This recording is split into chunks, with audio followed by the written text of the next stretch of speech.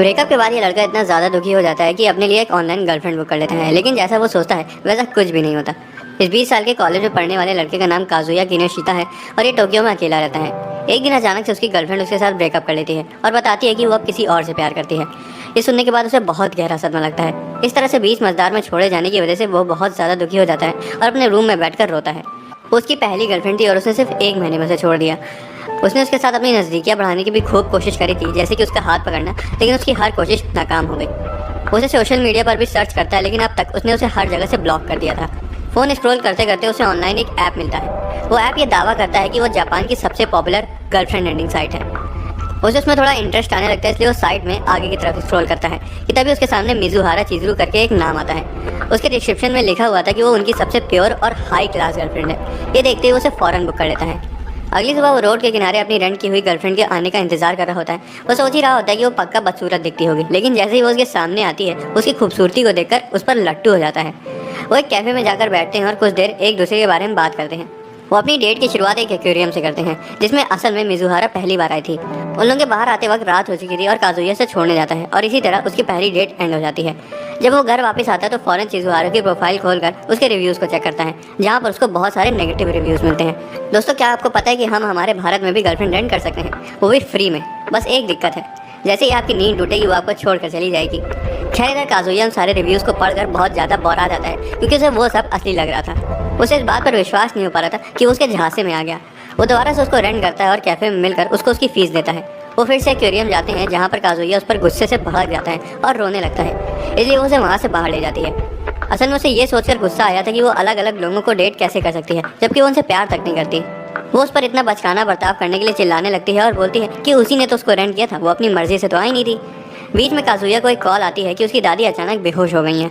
वो तुरंत हॉस्पिटल के लिए रवाना हो जाता है और हालांकि उनकी डेट का समय खत्म नहीं होता, इसलिए चिजुरू भी उसके साथ चली जाती है। हॉस्पिटल में पहुंचने पर वो देखता है कि उसकी दादी बिल्कुल ठीक हैं। तभी उसकी दादी उसके बगल में एक लड़की को देखती हैं और पूछती हैं कि वो कौन है। उसके पास झूठ बोलने के सिवाय और कोई चारा नहीं था, इसलिए वो बताता है कि वो उसकी गर्लफ्रेंड है, जिसे सुनते ही उन सबका मुंह खुला का खुला रह जाता है।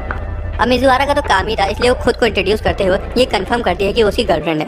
ये सुनकर उसकी दादी इतना ज़्यादा खुश हो जाती है कि वो हॉस्पिटल से तुरंत डिस्चार्ज होकर उनके लिए पार्टी रखना चाहती थी। उनको ये जानकर बहुत ज़्यादा खुशी होती है कि काजुया की गर्लफ्रेंड बन गई है। उसकी दादी तो खुशी के मारे रोने तक लगती हैं, क्योंकि ये पहली बार था कि उसने अपनी गर्लफ्रेंड को उनसे मिलवाया था। मिजुहारा उसकी गर्लफ्रेंड बनने का रोल बहुत अच्छी तरह से निभा रही थी। उसकी दादी तो अपने दोस्तों तक को बताने चली जाती है कि उसके पोते की गर्लफ्रेंड बन गई है, लेकिन इससे मिजुहारा के लिए दिक्कत पैदा हो सकती थी। वो दोनों उनसे बचने के लिए एक बढ़िया तरीका निकाल लेते हैं, लेकिन आखिर में वो एक अजीब सी सिचुएशन में फंस जाते हैं। हालांकि तभी मिजुहारा की दादी उनके कमरे में आ जाती हैं और उनका भांडा फूट जाता है, लेकिन यहाँ भी चिजुरू सिचुएशन को संभाल लेती है।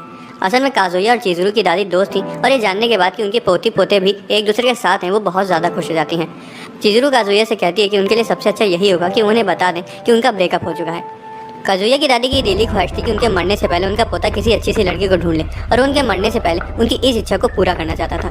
उसे घर जाने से पहले काजुया उसे बताता है कि उसने उसको रेंट क्यों किया था। वो ये उम्मीद करता है कि वो जल्द ही अपने परिवार को अपनी असली गर्लफ्रेंड से मिला सके, क्योंकि अब वो उन्हें और धोखे में रखना नहीं चाहता था। अगले दिन कॉलेज जाते वक्त उसको रास्ते में अपनी एक्स किसी और लड़के के साथ मंडराते हुए दिखाई दे जाती है, जिससे उसका माथा ठनक जाता है। तभी उसके दोस्त पीछे से आते हैं और उसे वर्जिन कहकर चिढ़ाने लगते हैं। तभी अचानक कोई लड़की उसके सामने धोखे से पेपर्स गिरा देती है और जब काजुया उसे देखने के लिए अपनी नज़र घुमाता है तो दंग रह जाता है, क्योंकि वो लड़की बिल्कुल चिजुरू की तरह दिख रही थी। उसे पक्का पता था कि वो मिजुहारा ही है, क्योंकि उसका चेहरा बिल्कुल उसी के जैसा था, बस उसने चश्मा लगा रखा था और उसके कपड़े पहनने का ढंग थोड़ा सा अलग था। उसके दोस्त उससे पूछते कि क्या वो उसको जानता है, जिस पर वो बोलता है कि उसने उसको धोखे से कोई और समझ लिया था। वो इस बात को नज़रअंदाज कर देता है और वहाँ से जाने लगता है कि तभी पीछे से उसको कोई खींच लेता है और एक कमरे में ले जाता है, या फिर हम कह सकते हैं ले जाती है, क्योंकि वो और कोई नहीं बल्कि मिजुहारा ही थी और उसका शक बिल्कुल सही था। उसे धमकाते हुए किसी को भी उसके बारे में बताने से सख्त मना कर देती है, क्योंकि वो अपनी इस जॉब को सीक्रेट रखना चाहती थी। उन्हें यकीन नहीं हो पा रहा था कि वो दोनों सेम कॉलेज में पढ़ते हैं। एक दिन सुबह काजुया अपने अपार्टमेंट से बाहर आता है और हैरानी से चिजुरू भी उसके बगल वाले दरवाजे से बाहर आती है। दोनों एक दूसरे को देखते ही चिल्ला पड़ते हैं। वो एक ही कॉलेज में जाते थे और एक दूसरे के पड़ोसी थे। भाई किस्मत हो तो ऐसी। चिजुरू फौरन बिजली की रफ्तार से अंदर वापस चली जाती है। असल में वो उससे इसलिए भाग रही थी क्योंकि वो अपने क्लाइंट के साथ कनेक्शन नहीं बनाना चाहती थी। इस बीच काजुया को उसकी दादी का वीडियो कॉल आता है और उसको चिजुरू की हॉस्पिटल में कही हुई बात याद आती है कि उसे उनको बता देना चाहिए कि उनका ब्रेकअप हो गया है। वो बोलने ही वाला था कि तभी उसकी दादी कहती है कि वो उसके अपार्टमेंट आ रही हैं और उसे चिजुरू को भी बुलाना होगा। वो इन सबसे इतना ज़्यादा खुश थी कि काजुया उनके दिल को तोड़ना नहीं चाहता था। उनके वहाँ अचानक से आने की खबर सुनकर काजुया हड़बड़ाने लगता है। असल में वो ये सोचकर हड़बड़ा रहा था कि वो क्या करेगा, क्योंकि गर्लफ्रेंड को एक हफ्ते पहले से रेंट करना पड़ता है और अब उसे रेंट करने के लिए बहुत देर हो चुकी है। उनको ये भी नहीं बता सकता था कि उसका ब्रेकअप हो गया, क्योंकि हो सकता है कि वो सुनकर उसकी दादी की तस्वीर पर हाथ चढ़ जाए। उसके पास और कोई चारा नहीं बचता, इसलिए वो चिजरू के दरवाजे पर नॉक करता है और उसके सामने हाथ पैर जोड़ने लगता है और खाली उस दिन के लिए उसकी गर्लफ्रेंड बनने की भीख मांगने लगता है, क्योंकि उसकी दादी उससे मिलने आ रही थी। चिजरू चाहती थी कि वो अपनी दादी को बता दे कि उनका ब्रेकअप हो चुका है, लेकिन उसकी दादी चिजरू के बारे में बात करते वक्त इतना ज़्यादा खुश थी कि उनको ये बता ही नहीं पाया। हालांकि चिजरू उसे मना कर देती है, क्योंकि ऐप के रूल्स में साफ लिखा हुआ था कि वो अपने क्लाइंट्स के साथ किसी भी प्राइवेट जगह पर नहीं जा सकती। जिसके बाद चिजरू जोर से दरवाज़ा बंद कर देती है। काजुया फ्रस्ट्रेट हो जाता है और घबराने लगता है। थोड़ी देर बाद उसके अपार्टमेंट की घंटी बजती है और बाहर उसकी दादी आई होती है। वो अंदर आते ही देखती हैं कि उसका अपार्टमेंट कितना ज़्यादा गंदा पड़ा हुआ है। वो एक चेयर पर जाकर बैठ जाती हैं और फ़ोन चलाते चलाते उससे पूछती हैं कि चिजरू कब तक आ रही है। इसे सुनते ही काजुया बहाने मारने लगता है और ऐसा बताने लगता है कि उसकी अभी अभी उससे फ़ोन पर बात हुई है। वो फ़ौरन चिजरू के दरवाजे पर जाता है और कई बार घंटी बजाकर डिलीवरी बॉय होने का नाटक करने लगता है। वो मदद मांगने के लिए इतना ज़्यादा डेस्परेट हो चुका था कि उसका दरवाज़ा खोलते ही काजुया ज़बरदस्ती उसके अपार्टमेंट में घुसने लगता है। वो उसको मनाने के अपने हर हथकंडे आजमा लेता है, लेकिन वो नहीं मानती और ऊपर से वो उसे लात मारकर बाहर फेंक देती है। वो अपने अपार्टमेंट में वापस चला जाता है और ये फैसला करता है कि वो सच्चाई बता देगा, लेकिन वो अपनी बात खत्म कर पाता उससे पहले उसकी दादी उसे रोक कर बोलती है कि उसे समझ आ चुका है कि वो उसे छोड़कर चली गई है। वो ये भी बताती है कि उसे इसके बारे में काफ़ी समय पहले ही पता चल चुका था कि वो उसे बात बताने से टाल रहा है। ये साफ था कि उसकी दादी उससे बहुत नाराज़ थी, क्योंकि वो कोई भी लड़की के साथ ज़्यादा समय तक रह ही नहीं पाया। ये सुनकर उसे बहुत गहरा धक्का लगता है। उसे एहसास होता है कि मिजुआरा जैसी लड़की उसे असल ज़िंदगी में कभी भी डेट नहीं करेगी और उसको डेट करना उसका सिर्फ एक इल्यूजन है, क्योंकि वो सिर्फ एक रेंटल गर्लफ्रेंड है। तभी अचानक से चिजरू वहाँ गरम गरम सूप लेकर आ जाती है और उसे देखकर वो पूरी तरह से शॉक हो जाता है, क्योंकि उसने तो उसे रेंट किया ही नहीं था। दादी दौड़कर उसे गले लगा लेती हैं और खुशी के आंसू रोने लगती हैं। हॉस्पिटल वापस लौटते वक्त काजुया की दादी उससे कहती है कि उसे चिजरू को लेकर उनसे मिलने आना होगा। जैसे ही वो वहाँ से चली जाती है, काजुया चिजरू को उसकी गर्लफ्रेंड बनने की फीस देता है, लेकिन वो उसे लेने से मना कर देती है। हालांकि वो उसे बताता है कि वो उसको फीस अभी जो उसने किया उसके लिए नहीं दे रहा है, बल्कि उसको अगले हफ्ते दादी से मिलने के लिए दोबारा से रेंट करने की फीस दे रहा है। वो मान तो जाती है, लेकिन सिर्फ एक शर्त पर कि वो हर वेडनेसडे उसे सिर्फ 1 घंटे के लिए बुक कर सकता है। कॉलेज जाते वक्त रास्ते में उससे उसकी एक्स गर्लफ्रेंड मामी नानामी टकरा जाती है। वो उसको देखते ही ठरके वाला चेहरा बना लेता है और उसको घूरने लगता है। वो उससे ये पूछने से खुद को रोक नहीं पा रहा था कि उसने उसको ब्लॉक क्यों किया, लेकिन तभी पीछे से उसके दोस्त आ जाते हैं और उसको बीच में ही टोक देते हैं। वो काजुया से उसको भूल जाने के लिए कहते हैं, क्योंकि वो उसकी औकात से बाहर है। इस दौरान मामी की दोस्त उसे काजुया को लेकर चिढ़ाने लगती हैं। काजुया अपने कमरे में बैठकर उल्टी सीधी चीज़ों के बारे में सोच रहा होता है, जो हर लड़का दुख में अकेले बैठकर सोचता है। तभी उसे बाहर से आवाज़ आती है। बाहर जाने पर चिजरू उसका वहाँ इंतजार कर रही थी, क्योंकि आज उन्हें काजुया की दादी से मिलने जाना था। रास्ते में वो उसे उन चीज़ों के बारे में बताती है जो वो उस जॉब में रहकर नहीं कर सकती, और अगर वो करती है तो उसे उसकी एजेंसी निकाल देगी। उनको आते हुए देखकर उसकी दादी इतना ज़्यादा खुश हो जाती है कि उनके आने की खबर पूरे हॉस्पिटल को पता चल जाती है।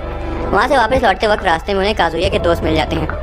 पहले उन्हें लगता है कि काजुया इस लड़की को छेड़ रहा होगा, लेकिन जब वो बताता है कि वो उसकी गर्लफ्रेंड है, तब उनके होश उड़ जाते हैं। उन्हें विश्वास नहीं हो पा रहा था कि वो इतनी खूबसूरत लड़की को डेट कर रहा है। उसे एक किनारे ले जाते हैं और उससे अजीब अजीब सवाल पूछने लगते हैं। वो उन्हें बताते हैं कि उन्हें एक पार्टी में इन्वाइट किया गया है। चिजरू तो वहाँ जाने से मना कर देती है, लेकिन काजुया हाँ बोल देता है।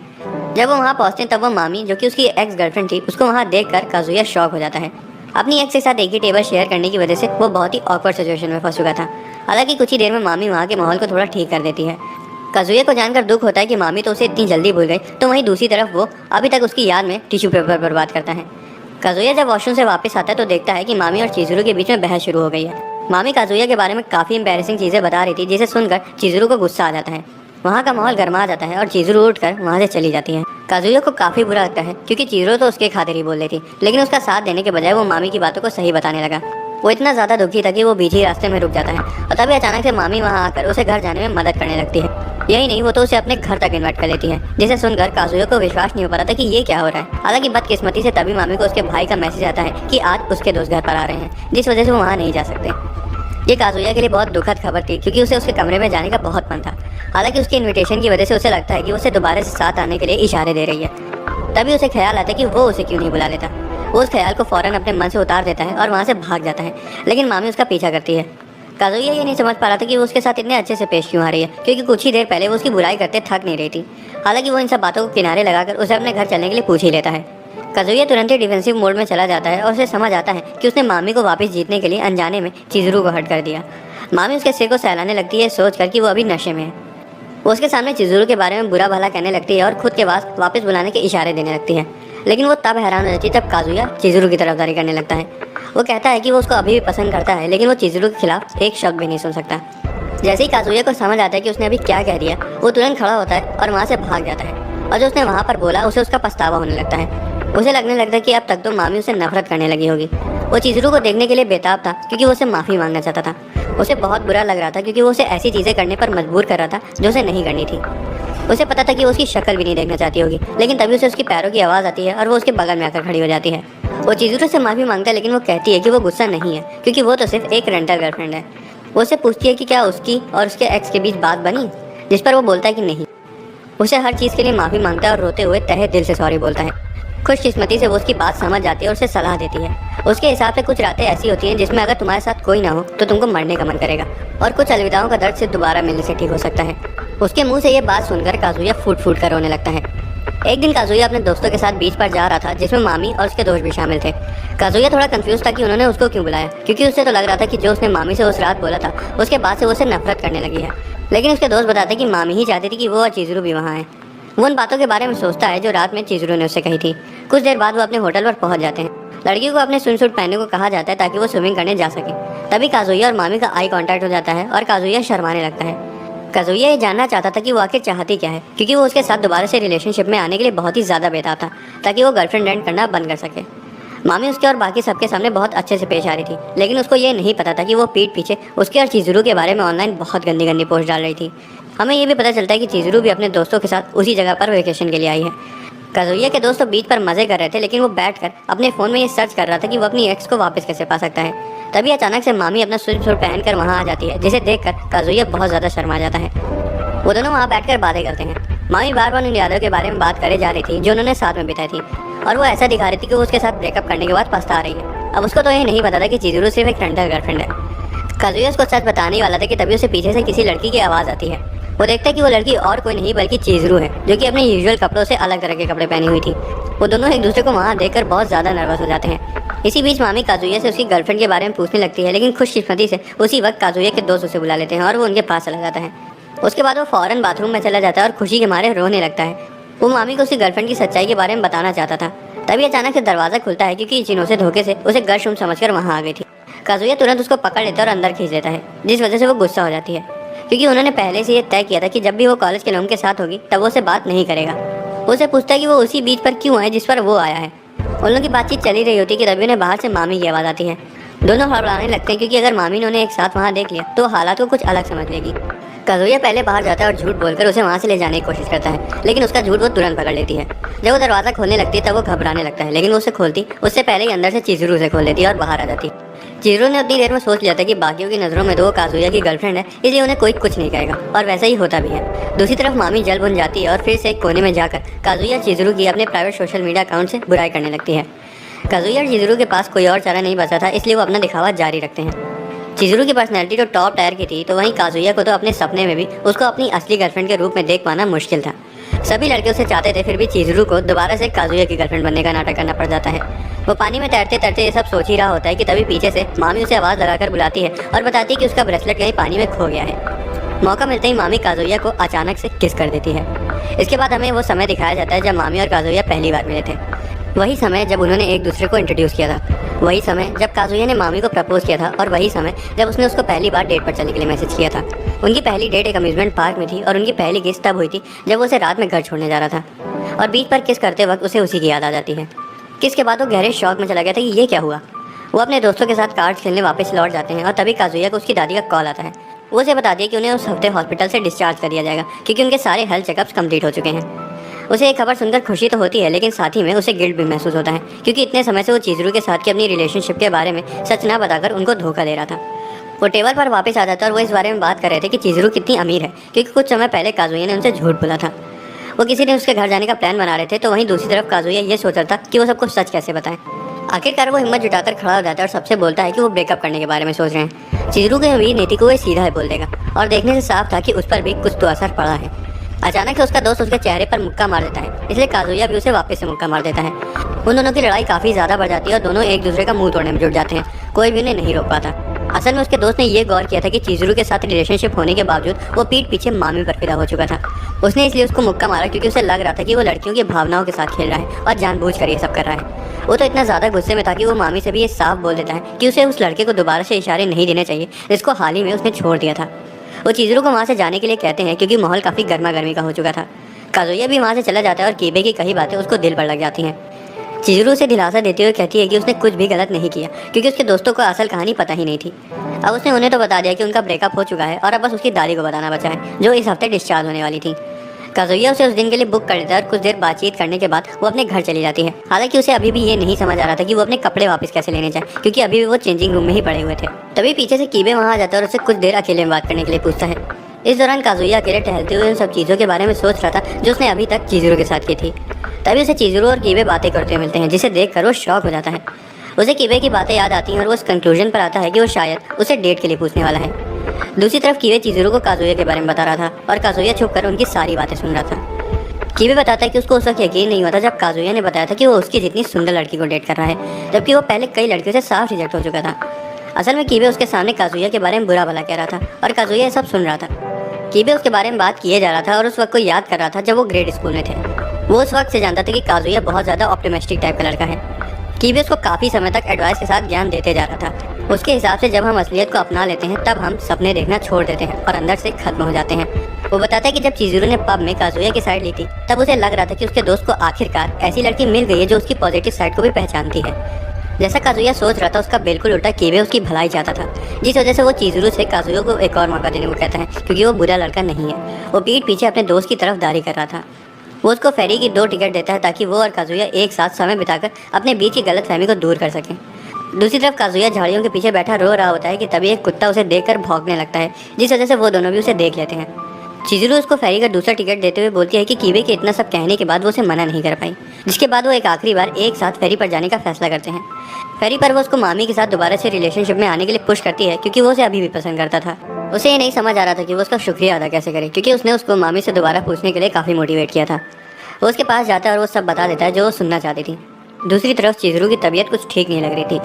काजुया के पास मामी का कॉल आता है और वो उससे बोलती है कि उसे कुछ बात करनी है और वो उसके लिए पूल में अकेले इंतजार कर रही है।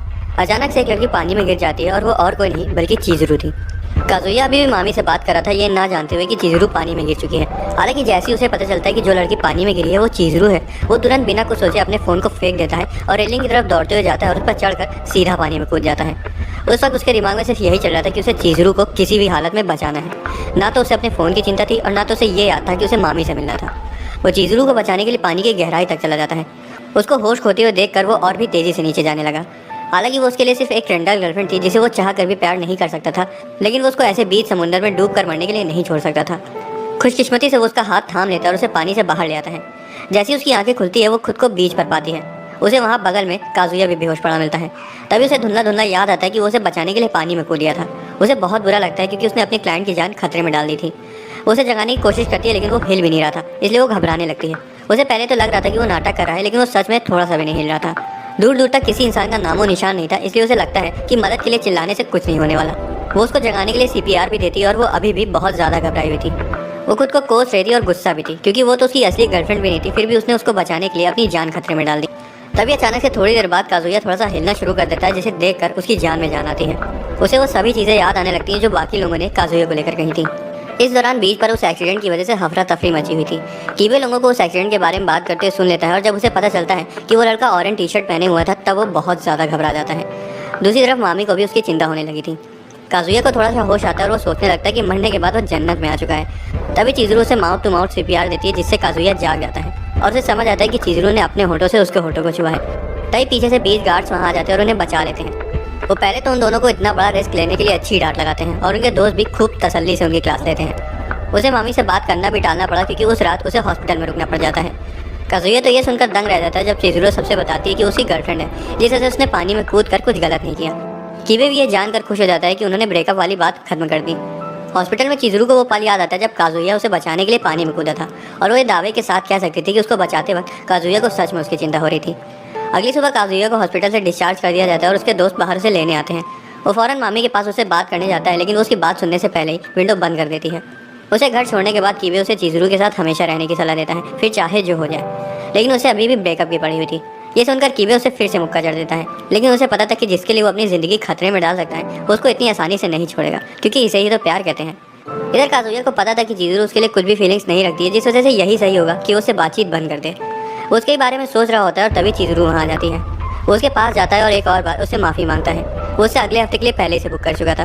काजुया उस पल को अभी तक नहीं भुला पा रहा था तब चिज़ुरू ने उसे बचाने के लिए सीपीआर दिया था। उसके दिमाग के हिसाब से तो वो सिर्फ एक सीपीआर था और कुछ नहीं, लेकिन उसका दिल कुछ और ही इशारे दे रहा था। कॉलेज में चिज़ुरू अपनी दोस्तों से अचानक बीच से जाने के लिए माफ़ी मांगती है और उनके सवाल करने पर झूठे बहाने बनाने लगती है।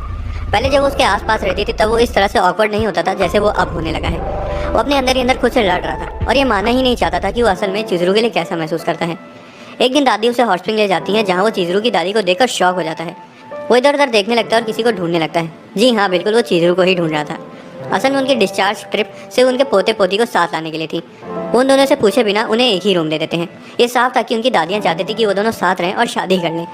ये जानने के बाद कि वो दोनों एक ही कमरे में रहेंगे, वो सीधा अपनी दादियों के पास जाते हैं और बताते हैं कि वो अभी वहाँ तक नहीं पहुँचे हैं जहाँ तक वो सोच रही हैं। उनके पास साथ रहने का दिखावा करने के सिवाय और कोई चारा नहीं था। चिज़ुरू को अपनी दादी से झूठ बोलकर बहुत ही गिल्टी फील हो रहा था। थोड़ी देर बाद वो दोनों साथ बैठकर खाना खाते हैं और काजुया उस पर से अपनी नज़र हटा ही नहीं पा रहा था और ये साफ था कि वो उसे प्यार करने लगा है। उन दोनों के बीच ऑकवर्डनेस बढ़ती ही जा रही थी। वो उसे उसके बगल में सोने को कहती क्योंकि अगर वो बाहर हॉलवे में सोएगा तो उसे अच्छा नहीं लगेगा। रात हो चुकी थी और काजुया सो ही नहीं पा रहा था क्योंकि उसके दिमाग में बहुत सारी अजीब अजीब चीज़ें चल रही थी। काजुया जागते वक्त सोच रहा था कि वो उसके बारे में कैसा महसूस करती होगी। अब उसे नींद तो आ नहीं रही थी, इसलिए वो खड़ा हो जाता है और चिज़ुरू की पीठ को घूरने लगता है। वो सोच रहा था कि चिज़ुरू उससे 1000 गुना ज़्यादा मैच्योर और अच्छे स्वभाव की है, इसलिए वो उसे और जानना चाहता था। वो उससे इस तरह बातें करने लगता है जैसे कि वो जागी हुई हो और उसे सुन सकती हो। अब हालांकि वो तो असल में सो रही थी, इसलिए वो उसे सब कुछ बता देता जो वो उसे काफ़ी समय से बताना चाहता था। वो कहता है कि जब भी वो उसके साथ रहता तब उसे ऐसा लगता है कि वो बदल सकता है। असल में वो एक तरह का कन्फेशन था। उसे लग रहा था कि वो सो रही थी लेकिन वो शुरुआत से जागी हुई थी। कुछ दिनों बाद वो सबके सामने कपल बनकर आते हैं और ऐसा दिखाते हैं कि वो दोबारा से साथ आ चुके हैं और फिर से डेट करने लगे हैं। वो उस कैफ़े में जाते हैं जहाँ वो तब जाते थे जब काजुया को उसे फीस देनी होती थी। वो एक बार फिर से उन्हीं टर्म्स और कंडीशंस पर एग्री करते हैं। जब भी वो उसकी गर्लफ्रेंड बनेगी वो उसको घंटे के हिसाब से पैसे देगा और वो उसके लिए ऑनलाइन साइट पर रिव्यू भी लिख सकता है। रास्ते में काजुया अपने दोस्त से टकरा जाता है जो कि डेट पर आया था। वो कुछ देर बातचीत करते हैं और वो काजुया को अगले शनिवार को डबल डेट के लिए इन्वाइट करता है, जिसे सुनते ही काजुया के पसीने छूट जाते हैं क्योंकि उसे पता था कि इसके लिए भी उसे चिज़ुरू को बुक करना पड़ेगा और पैसे देने होंगे। घर जाते वक्त रास्ते में वो अपनी सोच में डूबा हुआ था और उसे यकीन नहीं हो पा रहा था कि उसके दोस्त करी को एक गर्लफ्रेंड मिल गई है। वो कोई लड़कीबाज टाइप का लड़का नहीं था, फिर भी उसकी गर्लफ्रेंड बन गई। काजुया सोच ही रहा था कि उसकी गर्लफ्रेंड कौन हो सकती है कि तभी अचानक से एक छोटे बालों वाली लड़की दौड़ते हुए आती है और उससे टकरा जाती है, जिससे दोनों जमीन पर गिर पड़ते हैं। काजुया की नज़र उसकी स्कर्ट पर पड़ जाती है और उसे ठरकी बोलकर वहाँ से चली जाती है। शनिवार का दिन आ जाता है और वो स्टेशन पर फ्री क्लाइंबिंग करने के लिए मिलते हैं।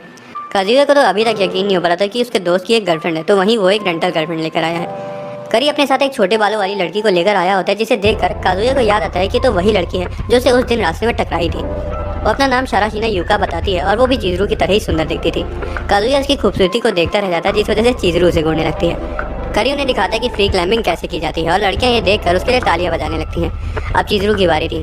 क्लाइंब करते वक्त काजुया उसको अजीब तरीके से देखे जा रहा था। हालांकि जैसी उसकी बारी आती है वो 2 सेकंड में नीचे गिर जाता है। इस दौरान चिज़ुरू को तो बहुत मजे आ रहे थे, तो वहीं काजुया बार बार गिरा जा रहा था। लेकिन जब वो देखता है कि करी की गर्लफ्रेंड भी बार बार उसी की तरह गिर रही है तब उसे थोड़ी तसल्ली होती है। उसे हारी ना मानने के इशारे करता है, लेकिन वो उसे देखते ही अपना मुंह घुमा लेती है। काजुया को चुल मची हुई थी कि करी ने इतनी सुंदर लड़की को फंसा कैसे लिया, इसलिए वो आखिरकार उसे पूछ ही लेता है। असल में उसे ये इसलिए भी जानना था क्योंकि वो दोनों ही अपनी गर्लफ्रेंड के सामने काफ़ी फीके पड़ रहे थे और ना ही वो इतने अमीर थे। काजुया से पूछता है कि वो अपनी औकात से बाहर लड़की से बातचीत कैसे बैठाए, जिस पर करी पूरे कॉन्फिडेंस के साथ कहता है कि उसे मर्द बनना होगा क्योंकि वहीं ज़्यादातर लड़कियों को पसंद आता है। दोस्तों, इस सलाह का एनिमे इन शॉर्ट से कोई लेना देना नहीं है, लेकिन अगर आप ट्राई करते हैं तो आपके साथ जो कुछ भी होता है वो कमेंट्स में लिखकर ज़रूर बताना।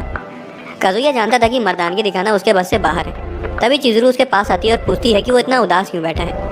वो उसे मोटिवेट करने के लिए थोड़ी ज्ञान की बातें बताती है, ये ना जानते हुए कि वो मामी से ज़्यादा उसको पसंद करता है। उसके बाद वो उसे ड्रिंक ऑफर करती है, जिससे वो खुशी खुशी ले लेता है। वो उसे बताती है कि उसे ये गलतफहमी नहीं होनी चाहिए कि उनके बीच कुछ है, क्योंकि ये सब उनकी डील का एक पार्ट है। वो फिर से क्लाइंबिंग करने चला जाता है, ये सोचते हुए कि शायद वो इस बार ना गिरे। दूसरी तरफ रूका चिज़ुरू को उनसे दूर ले जाती है और बिना हिचकिचाए उसे सीधा पूछ लेती है कि क्या वो एक रेंटल गर्लफ्रेंड है, जिसे सुनकर चिज़ुरू की बोलती बंद हो जाती है क्योंकि उसे इसके बारे में कैसे पता हो सकता है। वहाँ पर थोड़ी देर की चुप्पी फैल जाती है क्योंकि उसने अचानक से ये सवाल पूछ दिया था। अच्छी बात तो ये थी कि चिज़ुरू ने उसे साफ मना कर दिया। उसके तुरंत बाद चिज़ुरू सीधा काजुया के पास जाती है और उसे सब कुछ बता देती है। ये जानकर काजुया पगला जाता है क्योंकि अगर करी को इसके बारे में पता चल गया तो पूरे कॉलेज में उसका बांधा फूट जाएगा। चिज़ुरू उससे बोलती है कि उन्हें अपना अपना रोल अच्छे से निभाना होगा ताकि वो पकड़े ना जाए। उसके बाद चिज़ुरू रूका के पास जाकर उसकी गलतफहमी दूर करने की कोशिश करती है, जो कि असलियत में सही थी। तो वहीं काजुया दूर खड़े होकर चिज़ुरू को सपोर्ट कर रहा होता है। भाई, चिज़ुरू की हिम्मत और कॉन्फिडेंस की तो दाद देनी पड़ेगी। उसकी दलीलें गलत साबित करने के लिए रूका उनसे उनके सामने किस करने को कहती है, क्योंकि यही तरीका था जिससे उसको पूरा भरोसा हो जाएगा कि वो उसकी रेंटल गर्लफ्रेंड नहीं है। ये सुनकर काजुया के तो होश उड़ जाते हैं, लेकिन रूका तो सिर्फ ये पक्का करना चाहती थी कि वो दोनों सच में एक दूसरे से प्यार करते हैं। चिज़ुरू उसकी तरफ जाती है और उसका चेहरा पकड़ लेती है। काजुया तो उसकी खूबसूरती और कॉन्फिडेंस को देखकर हैरान हो जाता है और उसके चेहरे को घूरता रह जाता है। वो धीरे धीरे उसके होठों की तरफ बढ़ती जा रही थी और उनके होठ एक दूसरे को छूने ही वाले थे, लेकिन ऐन वक्त पर वो बीच में अपनी उंगलियां लगा देती है ताकि उनके होठ एक दूसरे को ना छुएं, और तो और वो अपनी फेक किस को फोन से कवर कर लेती है। लेकिन रुका को अभी भी तसल्ली नहीं हुई थी क्योंकि वो उन्हें किस करते हुए देख ही नहीं पाई और वो फिर भी चिजुरू को उसकी रेंटल गर्लफ्रेंड ही मान रही थी। काजुया को चिजुरू को इस सिचुएशन से बाहर निकालने का एक बढ़िया तरीका सूझता है। उनकी डेट एंड हो जाती है और काजुया को ये पक्का करना था कि रुका उसके दोस्त को उनके बारे में कुछ ना कहे, इसलिए वो उनके साथ ही जाता है। करी तो अपनी गर्लफ्रेंड के साथ खूब मजे में था, तो वहीं दूसरी तरफ काजुया की जान अटकी हुई थी क्योंकि वो तो करी की गर्लफ्रेंड थी, इसलिए वो उसे उनके बारे में कभी बता सकती थी। चिजुरू ने तो अपना रोल बहुत अच्छे से निभाया था और अब काजुया की बारी थी ये पक्का करने की कि रुका अपना मुंह बंद रखे और उनका सीक्रेट बाहर ना आए। रुका का स्टॉप आ जाता है और वो वहाँ से जाने लगती है, लेकिन काजुया को अभी भी शक था कि वो शायद करी को उनके बारे में बता न दे, इसलिए वो सबवे में उसका पीछा करता है। उसके पास पहुँचते ही वो उससे रिक्वेस्ट करता है कि वो उससे वादा करे कि वो चिजुरू और उसके बारे में किसी को भी नहीं बताएगी। रुका भाग जाती है और एक बूढ़ी महिला से टकराने से बचने के बाद वो अपना बैलेंस खो देती है। वो नीचे गिरने ही वाली थी कि तभी खुशकिस्मती से काजुया उसका सिर जमीन पर भिड़ने से बचा लेता है। वो अभी भी उसे किसी को भी ना बताने की रिक्वेस्ट करता है, लेकिन उसके बाद जो वो बोलती है उसे सुनकर काजुया के होश उड़ जाते हैं। वो उसे बताती है कि वो भी एक रेंटल गर्लफ्रेंड है। उसके बाद काजुया चिजुरू से मिलता है और उसे वो सब बताता है जो रुका ने उसे बताया। वो करी से मिलने का फैसला करता है, लेकिन उसका इंतजार करते करते उसे रुका मिल जाती है। करी वहाँ पर आ जाता है, लेकिन काजुया का कोई अता पता नहीं था, इसलिए वो आसपास के लोगों से उसके बारे में पूछता है। वो उसको ढूंढने के लिए एक रूम में जाता है। इस बीच काजुया रुका के साथ उसी रूम में डेस्क के नीचे छिपा हुआ होता है क्योंकि वो नहीं चाहता था कि करी उसे रुका के साथ देखे। हालांकि कुछ ही देर में उनका भांडा फूट जाता है और करी उन्हें देख लेता है। काजुया उससे माफ़ी मांगता है और बोलता है कि जैसा वो सोच रहा है वैसा कुछ नहीं है, लेकिन तभी हैरानी से रुका माफ़ी मांगने लगती है और करी से उसको उस दिन रेंट करने के लिए थैंक्स बोल देती है। काजुया वहीं पर था और उसने सब कुछ सुन लिया। करी को लगता है कि उसे अभी इसके बारे में पता चला है, जिस वजह से वो इतना ज़्यादा शर्मिंदा हो जाता है कि वो बिना कुछ बोले वहाँ से भाग जाता है। काजुया उसका पीछा करता है, लेकिन उसे उसकी परछाई तक नहीं मिलती। काजुया चिजुरू के पास जाता है और उसे सारी बात बताती है कि क्या हुआ। उसे भी करी के लिए बुरा लगता है। काजुया उसे रुका के अजीब बर्ताव के बारे में बताता है। ऐसा लग रहा था कि जैसे उसने किसी चीज़ को लेकर अपना मन बना लिया हो। वो बात कर ही रहे होते कि तभी रुका वहाँ आ जाती है। वो उसे वादा करती है कि वो उनकी फेक रिलेशनशिप के बारे में किसी को भी नहीं बताएगी और ना ही वो चिजुरू के जॉब का खुलासा करेगी, लेकिन इस शर्त पर कि काजुया को उसको डेट करना होगा। काजुया को उसके मुंह से ये सुनने की कोई उम्मीद नहीं थी, इसलिए वो उसके कन्फेशन को सुनकर शॉक हो जाता है। रुका को काजुया पसंद था और चिजुरू ने सब कुछ सुन लिया था। वो उसे बार बार बोली जा रही थी कि वो उसे पसंद करती है और दूसरी तरफ काजुया उसे मना करते जा रहा था। चिजुरू भी बाहर आ जाती है और उनको ज्वाइन कर लेती है, लेकिन वो ये सुनकर गुस्सा आ जाती है जब रुका उसे बताती है कि काजुया ने एक बार उसके पॉम पॉम दबा दिए थे। उसके बाद वो चिजुरू से पूछती है कि क्या काजुया ने उसके साथ कभी ऐसा किया है। रुका बोलने लगती है कि इसका मतलब ये है कि वो उससे एक कदम आगे है और उसे देखने से ये साफ था कि वो काजुया के प्यार में पागल हो चुकी है। वो तो चिजुरू को धमकाते हुए ये तक बोल देती है कि वो उसकी एजेंसी को बता देगी कि वो उनके रूल्स के खिलाफ जा रही है। वो तीनों बात करने के लिए अंदर चले जाते हैं और अंदर जाते ही रुका काजुया को कसकर पकड़ लेती है और रुका से उन दोनों को अकेले में बात करने देने की रिक्वेस्ट करते हैं। उसके जाते ही वो दोनों सीरियस हो जाते हैं और चिजुरू उससे पूछती है कि क्या वो उसे पसंद करता है, लेकिन काजुया मना कर देता है। वो बोलता है कि इसमें कोई शक नहीं है कि वो क्यूट है और किसी को भी आसानी से पसंद आ सकती है, लेकिन वो उसे इस तरह पसंद नहीं करता कि वो उसे अपनी गर्लफ्रेंड बना ले। वो ये भी नहीं चाहता कि करी ये जानकर और भी ज़्यादा नाराज़ हो जाए। ये सुनने के बाद चिजुरू उसको रुका के साथ रिलेशनशिप में ना आने की सलाह देती है, क्योंकि अगर उन्होंने उसे अपनी मर्जी चलाने दी तो उन्हें ब्लैकमेल करती रहेगी। चिजुरू की बातें काजुया को हैरान कर देती है क्योंकि उसे लगता था कि वो उसे अपना पीछा छुड़ाना चाहती थी। उस सिचुएशन को संभालने के लिए उसे कुछ सलाह देती है क्योंकि अब वो मैटर सीरियस हो चुका था। रुका एक टिकिंग टाइम बॉम्ब की तरह थी जो कभी भी उनका भांडा फोड़ सकती थी, इसलिए उन्हें कुछ ऐसा करना होगा जिससे वो अपनी बोलती बंद रखें। तभी काजुया को आइडिया आता है कि वो करी को भी बता दे कि उसकी भी गर्लफ्रेंड रेंटल थी। वो रुका से बचने के लिए करी के पास विंडो से बाहर जाने का फैसला करता है। वो पेड़ की डाली पकड़ने ही वाला था कि तभी रुका उसे वहाँ से भागते हुए देख लेती है। डाली टूट जाती है और वो नीचे गिरकर अपनी कमर तोड़वा लेता है। डर के चलते वो जितनी तेज चल सकता था वो उतनी तेज चलता है, लेकिन रुका उस तक पहुंच जाती है और उसे पीछे से हक कर देती है। काजुया उसे माफ़ी मांगता है क्योंकि वो करी के जले पर और नमक नहीं छिड़कना चाहता था। काजुया बता देता है कि वो चिजुरू को पसंद करता है, जिसे सुनकर रुका रोने लगती है। उसका रोना रुक ही नहीं रहता और आसपास के लोग ये सब देख रहे होते हैं। रुका रोते हुए उससे उसके साथ डेट पर चलने की रिक्वेस्ट करती है और यह तक कह देती है कि वो ट्रायल बेसिस पर उसके साथ डेट पर जा सकती है। वो उसकी गर्लफ्रेंड बनने की भीख मांगने लगी थी। चिजुरू काजुया को पकड़कर किनारे ले जाती है और उसको रुका के साथ फिलहाल के लिए डेट पर जाने को कहती है।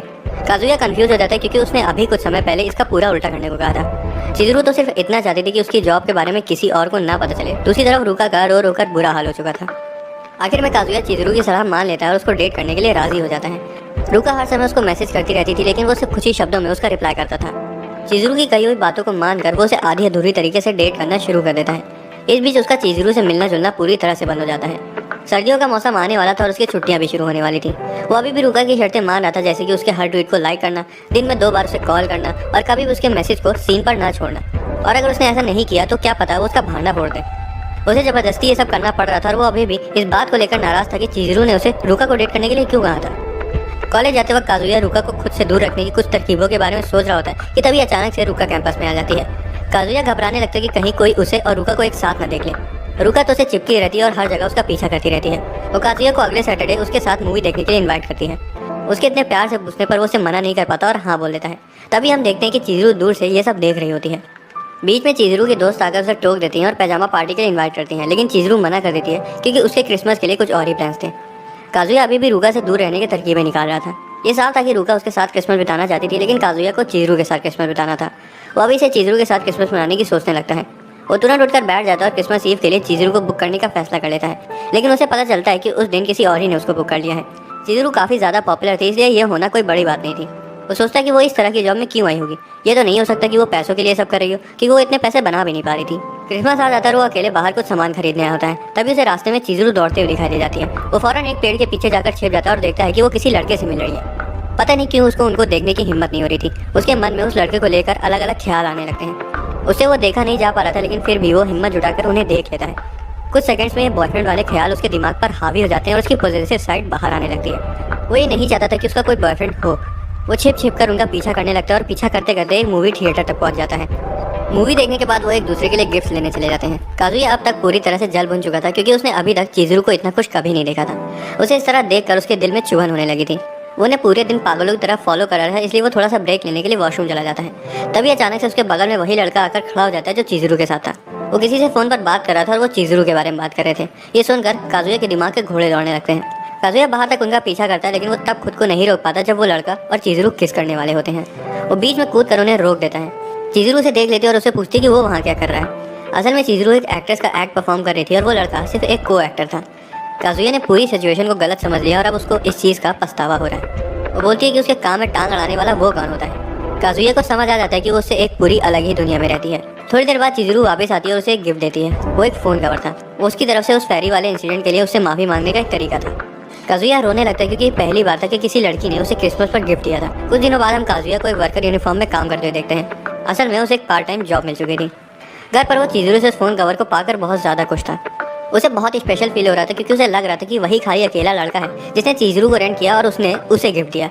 हालांकि उसकी खुशी में तुरंत पानी फिर जाता है जब वो रिव्यूज को पढ़ता है, क्योंकि वही अकेला लड़का नहीं था जिसे चिज़ुरू ने गिफ्ट दिया था। वो दोबारा से उसी कॉफ़ी शॉप पर मिलते हैं। वो बात करते हैं और वो उससे साफ साफ पूछ लेती है कि क्या वो उसके प्यार में तो नहीं गिर गया है। वो भी तुरंत सफ़ेद झूठ बोलते हुए उसे मना कर देता है। जब वो दोनों घर पहुंचते तो रुका वहाँ पहले से उनका इंतजार कर रही होती है। वो काजुया के ऊपर चढ़ जाती है और बोलने लगती है कि आज उसे उसके साथ डेट पर चल नहीं होगा, जो कि वो नहीं चाहता था। अचानक रुका उसकी आंखों में पट्टी बांध देती है और उसे एक होटल में ले जाती है। वहाँ पर काजुया घबराने लगता है क्योंकि रुका ने अपने कपड़े उतारना शुरू कर दिए थे। रुका जबरदस्ती अपना हक उस पर जताने लगी थी। वो भी खुद पर काबू नहीं कर पा रहा था, इसलिए वो ऐसा दिखाता है कि उसे वो सब बिल्कुल भी पसंद नहीं आ रहा है। भाई पहले तो मुझे ये लड़का पैदल सा लग रहा था, लेकिन अब मुझे इसे जलन होने लगी है। रुका उसे ले जाती जा रही थी और जब उसका कंट्रोल खुद पर से छूटने ही वाला था तभी वो बहाना मारकर बाथरूम चला जाता है और चिज़ुरू के बारे में सोचने लगता है ताकि वो खुद को शांत कर सके। हालांकि जब वो बाहर आता है तब वो देखता है कि वो वहाँ से जा चुकी है। न्यू ईयर आ जाता है और वो एक बार फिर चिज़ुरू को लंच और मंदिर जाने के लिए बुक कर लेता है। उसे उस दिन उसकी पूरी फैमिली से भी मिलना था। काजुया की दादी तो अभी भी उससे मिलकर बहुत ज़्यादा खुश हो जाती थी। वो सब बहुत अच्छे से घुल मिल रहे थे कि तभी रुका वहाँ आ जाती है। उसे वहाँ देखकर उन दोनों के होश उड़ जाते हैं क्योंकि उनमें से किसी ने भी उसको नहीं बताया था कि वो कहाँ जा रहे हैं। तभी काजुया को लगता है कि शायद उसने होटल में उस मैसेज को पढ़ लिया होगा।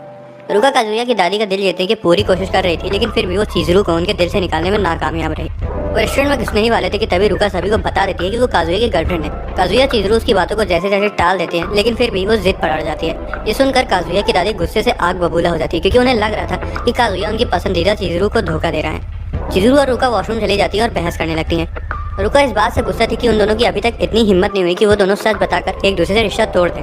उसे ये सहन नहीं हो रहा था कि उसकी जगह चिज़ुरू को उसकी गर्लफ्रेंड के तौर पर इंट्रोड्यूस किया जा रहा है। उन दोनों के बीच बहस रुकने का नाम ही नहीं ले रही थी। एक तरफ रुका चाहती थी कि वो दोनों एक दूसरे से रिश्ता तोड़ दें और बार बार रेंट करने वाला बिजनेस खत्म कर दें, तो वहीं दूसरी तरफ चिज़ुरू के हिसाब से रुका चीज़ों को जितना हल्के में ले रही थी वो उतनी हल्की थी नहीं। रुका काजुया से चिज़ुरू के साथ चीज़ों को खत्म करने की भीख मांगती है। वो उसकी असली गर्लफ्रेंड बनना चाहती थी और ये भी चाहती थी कि उसकी फैमिली भी उसे पसंद करे। रुका पूरी तरह से पागल हो चुकी थी। वो काजुया की दादी से बात करने के लिए और काजुया का सीक्रेट का खुलासा करने के लिए उन्हें अकेले में ले जाती है। वो उन दोनों के रिश्ते को तोड़ने की पूरी कोशिश कर रही थी। वो उन्हें बताने वाली थी कि तभी दादी उससे चिज़ुरू के बारे में कई सारे सवाल पूछने लगती हैं। असल में अगर उन्हें सिर्फ एक पोता ही चाहिए होता तो वो काजुया के लिए सबसे अच्छी वाइफ बन सकती थी, लेकिन उन्हें तो चिज़ुरू जैसी थी वैसी ही पसंद थी। वो दादी को कुछ नहीं बता पाती क्योंकि ये सब सुनने के बाद उसकी आंखों में आंसू आने लगे थे। उसकी दादी चिजरू को हद से ज़्यादा पसंद करती थी और उसे पता था कि वो इस चीज़ को बदल नहीं सकती है। रुका ये एडमिट करती है कि अब वो चिजरू से नफरत करने लगी है। भले ही उसको उन्हें सच बताने का बहुत मन कर रहा था, लेकिन फिर भी वो उन्हें नहीं बता पाती और उसे ये भी पता था कि वो उन्हें सच बताने का सही समय नहीं है। बाद में रुका काजुया से कहती है कि वो हार नहीं मानेगी और उसकी दादी का दिल जीत कर रहेगी। अब ये उसके लिए एक सहन शक्ति की परीक्षा बन चुकी थी और वो काजुया से उसके लिए तैयार रहने को कहती है। हमें पता चलता है कि रुका ने भी उसी जगह को ज्वाइन कर लिया है जिस जगह पर काजुया काम करता है। वो काजुया को हद से ज़्यादा चाहने लगी थी। एक दिन काजुया के दोस्त उसके कैरोके इन में आ जाते हैं और रूम में बैठकर करी के बारे में बातें करते हैं कि कैसे उसका रेंटल गर्लफ्रेंड वाला भांडा फूट गया। यही नहीं, वो तो उसके प्राइवेट ट्विटर अकाउंट पर ये सब ट्वीट भी कर देते हैं। अब करी का दोस्त होने के नाते काजुया रुका को करी से बात करके उससे माफ़ी मांगने को कहता है क्योंकि उसने उसे पैसे भी तो दिए थे। उसे करी को लेकर इसलिए भी बुरा लग रहा था क्योंकि अब रुका उसे जाने लगी है। वो करी को वीकेंड में इन्वाइट करता है। करी उनके मिलने की जगह पर आ जाता है, लेकिन वो अभी तक काजुया से मिलने के लिए मेंटली तैयार नहीं था। वो अभी भी उस रेंटल गर्लफ्रेंड वाली बात को लेकर शर्मिंदा था। अब बेचारे को ये तो पता नहीं था कि काजुया ने भी गर्लफ्रेंड रेंट करी थी। वो काफ़ी देर से उसका वहाँ इंतजार कर रहा था और वो काजुया को मैसेज करने ही वाला था कि वो वहाँ से जा रहा है कि तभी सामने से एक जानी पहचानी सी आवाज़ आती है। वो और कोई नहीं बल्कि चिजरू थी। वो उसे बता दी कि वो उनकी डेट प्लान करके आई है। करी को अपनी आंखों पर विश्वास नहीं हो पा रहा था क्योंकि वो तो उसके दोस्त की गर्लफ्रेंड थी। वो एक बार फिर सोचता है कि क्या चिजरू ने खुद को एक रेंटल गर्लफ्रेंड बोला। वो तुरंत ऐप पर उसे सर्च करता है और उसमें चिजरू की फोटो निकल आती है, जिससे उसे यकीन हो जाता है कि उसने सही सुना। उनकी पहली डेट एक अम्यूजमेंट पार्क में होती है और करी पूरी तरह से शांत था क्योंकि वो अभी तक ये समझ नहीं पाया था कि आखिर हुआ क्या। उसे पहले लग रहा था कि उसके साथ मजाक किया जा रहा है, इसलिए वो उसमें और ना फंसने के लिए घर जाने का फैसला कर लेता है। वो अपनी दोस्त की गर्लफ्रेंड के साथ डेट पर जाने के बारे में सोच भी नहीं सकता था और तो और उसे अभी तक इस पर विश्वास ही नहीं हो पा रहा था कि चिजरू एक रेंटल गर्लफ्रेंड है। लेकिन उसे बुरा भी लगने लगा था क्योंकि चिजरू बोलती है कि अगर वो घर चला गया तो वो अकेले ही घूमने चली जाएगी।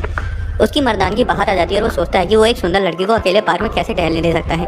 वो पहले घोड़े वाले झूले में जाते हैं, उसके बाद हॉन्टेड हाउस में जाते हैं। पूरे समय करी के मुंह से चू तक नहीं निकली थी, हालांकि उसका दिमाग ओवर थिंकिंग की वजह से पूरा घूम चुका था। वो आखिर में एक फेरिस व्हील पर बैठते हैं जहाँ आखिरकार करी रेंटल गर्लफ्रेंड वाली बात को उठा लेता है। पहले तो माहौल थोड़ा ऑकवर्ड हो जाता है, लेकिन धीरे धीरे उन दोनों के बीच सही से बात होने लगती है। चिजरू बताती है कि रेंटल गर्लफ्रेंड्स लड़कों के लिए एक तरह से उनके जख्म पर पट्टी का काम करती हैं। उन्हें रेंट करने का चाहे जो रीज़न हो, उन्हें तो सिर्फ इतना पता होता है कि उन्हें अपने क्लाइंट्स के साथ घूमकर उन्हें खुश करना है। वो कुछ देर और साथ घूमते हैं और करी सोचता है कि चिजरू जैसी सोच वाली गर्लफ्रेंड के साथ जिंदगी कितनी खूबसूरत बन जाएगी। उनकी डेट का टाइम खत्म होने वाला था, इसलिए करी उसे शुक्रिया बोलता है और पेमेंट करने के लिए अपना वॉलेट निकालता है, लेकिन वो उसे बताती है कि उसे पहले ही कोई और पे कर चुका है। तभी उन्हें कोने में काजुया दिखाई देता है। चिजरू उन दोनों को अकेले में बात करने देने के लिए वहाँ से चली जाती है। काजुया उसे हर चीज़ के बारे में बता देता है, जिसे सुनकर करी अपना पेट दबाकर हंसना शुरू कर देता है। उसे लग रहा था कि करी तो गुस्सा करेगा, लेकिन वो तो हंसी के मारे लोटपोट हो चुका था। हालांकि उनकी डेट अभी खत्म नहीं हुई थी, इसलिए करी थोड़ी देर और चिजरू के साथ टहलता है। इसी बीच वो उससे पूछता है कि क्या कभी ऐसा हुआ है कि उसका दिल अपने किसी क्लाइंट पर आ गया हो। ये सुनकर वो सोच में पड़ जाती है और हमें कुछ समय पहले का फ्लैशबैक दिखाया जाता है कि असल में क्या हुआ था और उसने आखिर में करी को डेट क्यों किया। उसके बाद वो अपना जवाब देती है, जिसे सुनकर करी शॉक हो जाता है। एक रात चिजरू काजुया को बालकनी में मिलने के लिए बुलाती है। वो उस रात उसे अच्छे से तैयार होकर मिलने जाता है। बालकनी पर वो मामी के बारे में थोड़ी देर बात करते हैं, लेकिन काजुया को तो पता था कि वो पूरी तरह से मामी को भूल चुका है क्योंकि अब वो चिजरू को पसंद करता है। एक नए कैरेक्टर को दिखाया जाता है जिसका नाम साकुरासावा सुमी है।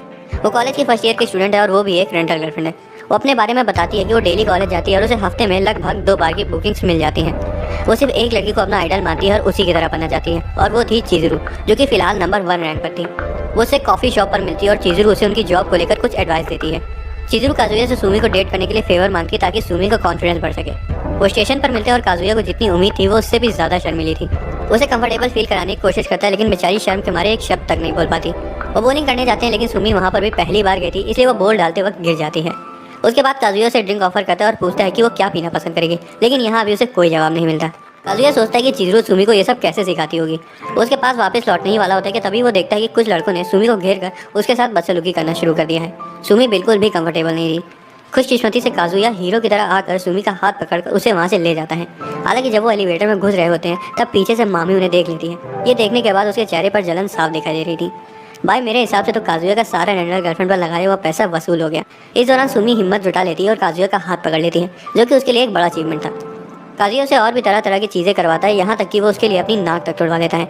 हालांकि जब वो उसे बाथरूम से धोकर वापस लौटता है तब वो मामी को सुमी के सामने बैठे हुए देखकर दंग रह जाता है। मामी उसे बहुत अच्छे से और प्यार से बात कर रही थी। वो तो सुमी को जलाने के लिए ये तक डींगे हाँकने लगती कि वो और काजुया सेम कॉलेज में जाते हैं। काजुया सुमी को इंट्रोड्यूस करने का टॉपिक बार बार टाल रहा था क्योंकि उससे वो मुसीबत में पड़ सकता था।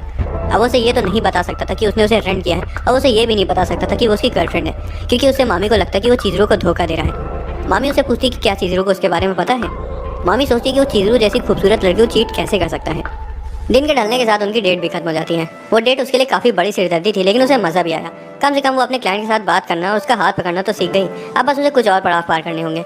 इस दौरान मामी अपने रूम में अकेली बैठी होती है और थोड़ा सा दुखी होती है। वो ऐसे ही आउट ऑफ क्यूरियोसिटी सुमी का नाम ऑनलाइन सर्च कर लेती है और उसको एक रेंटल गर्लफ्रेंड ऐप पर देखकर उसकी आंखें खुली की खुली रह जाती हैं।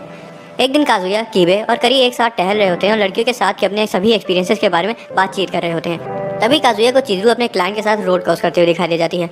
वो नहीं चाहता था कि कीबे किसी और के साथ उसे डेट पर जाते हुए देख ले, क्योंकि उससे उसका भांडा तुरंत फूट जाता, इसलिए वो उन्हें वहाँ से कहीं और ले जाता है। एक रात काजुया को चिजरू फिर से बाहर बालकनी में बुलाती है। वो उसे सुमी की मदद करने के लिए उसे शुक्रिया कहती है। काजुया को लगता है कि उसने सिर्फ शुक्रिया कहने के लिए उसे बुलाया था, लेकिन वो उसे ये बताना चाहती थी कि वो अपनी इस रेंटल जॉब को छोड़ने का सोच रही है, क्योंकि उस लड़के ने उसे एक एक्ट्रेस का रोल एक प्ले में करवाने का जुगाड़ बैठा लिया है और अगर वो इस ऑफर को एक्सेप्ट कर लेती है तो उसके लिए काफ़ी सारी अपॉर्चुनिटीज़ खुल जाएंगी। वो चाहती थी कि इस बात की उसे खबर हो। दूसरी तरफ काजुया सुनकर अंदर से बहुत दुखी हो जाता है, क्योंकि अब वो उसे और रेंट नहीं कर सकेगा और ना ही उसके साथ समय बिता पाएगा।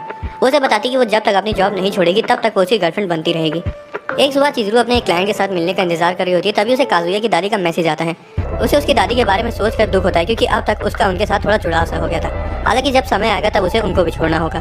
तभी पीछे से उसकी डेट आ जाती है और वो और कोई नहीं बल्कि मामी थी, वही थी जिसने उसे बुक किया था।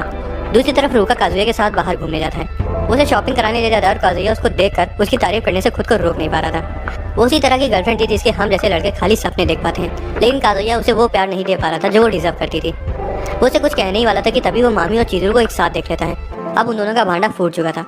मामी कैरो के रूम में चिजरू से कई सारे सवाल पूछती है और बताती है कि उसने उसे रेंट क्यों किया। वो उसे गाना गाने को कहती है और बाहर बैठे काजुया की सांस अटकी हुई थी कि वो दोनों एक साथ क्या कर रहे हैं। वो उन दोनों की बातें सुनने की कोशिश करता है और ये साफ था कि मामी चिजरू की बेइज्जती कर रही थी और वो काफ़ी ज़्यादा गुस्से में लग रही थी। काजुया को इस बात का गिल्ट हो रहा था कि इस बार भी उसकी गलती की कीमत चिजरू को चुकानी पड़ रही है। काजुया बीमार होने का बहाना बनाकर उस दिन जॉब से छुट्टी ले लेता है और उनका पीछा करने का फैसला करता है। उन दोनों की डेट खत्म हो जाती है और चिजरू की हालत टाइट लग रही थी। उसे भी गुस्सा आ रहा था। चिजरू उसे पूछती है कि वो काजुया को लेकर कैसा महसूस करती है, जिस पर मामी उससे पूछती है कि वो उसको लेकर कैसा फील करती है। उसे एक साल से रेंट कर रहा था, इसलिए उसे लग रहा था कि शायद अब तक वो उसके प्यार में गिर चुकी होगी, जिस पर चिजरू बोलती है कि वो सिर्फ उसका एक रेगुलर क्लाइंट है। मामी वहाँ से जाने लगती है कि तभी चिजरू उसका हाथ पकड़ लेती है और उसके बाद जो वो कहती है उसे सुनकर मामी के होश उड़ जाते हैं। काजुया जो कि छुप कर उनकी बातें सुन रहा था, ये सुनते ही उसके आंसू निकल पड़ते हैं। रात में काजुया उसके दरवाजे के सामने खड़ा होता है और वो बता देता है कि उसने सब कुछ सुन लिया। वो बस उसे उसके लिए खड़ा रहने के लिए शुक्रिया कहता है और वैसी सिचुएशन में बार बार डालने के लिए उसे सॉरी भी बोलता है। उसे समझ आ चुका था कि उसके लिए उसका प्यार सीमा से बाहर हो चुका है। वो उसके लिए सब कुछ बनती जा रही थी। दूसरी तरफ चिजरू को जरा सा भी अंदाजा नहीं था कि वो उसके सिवाय और किसी को नहीं चाहता था। आखिरकार काजुया सीधा उसके मुंह पर बोल देता है कि उसे सिर्फ वही चाहिए और कोई नहीं। दोस्तों, अगर आपको एक्सप्लेनेशन पसंद आया तो वीडियो को लाइक और चैनल को सब्सक्राइब कर लेना। मिलते हैं अगले वीडियो में।